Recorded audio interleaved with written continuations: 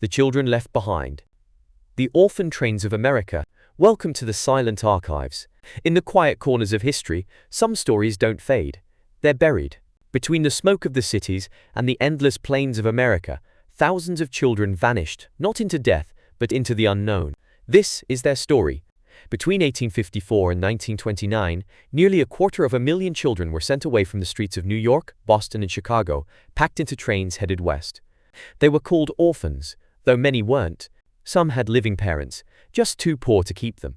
The movement began as a humanitarian effort. Charles Loring Brace, a minister, believed city poverty could be cured by sending children to rural families. His Children's Aid Society promised new homes, open skies, and moral upbringing.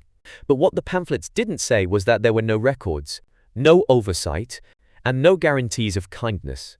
When the trains arrived in small towns, the children were lined up at depots, scrubbed, numbered, and displayed like livestock. Families inspected them, checked their teeth, their hands, their height. Those chosen were taken home that day. Those not chosen were loaded back on the train and sent to the next town.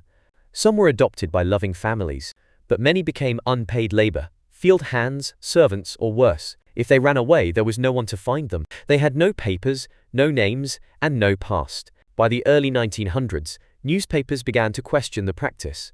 They called it the Great Experiment.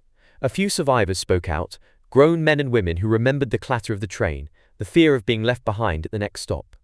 The last orphan train ran in 1929, when the Great Depression began.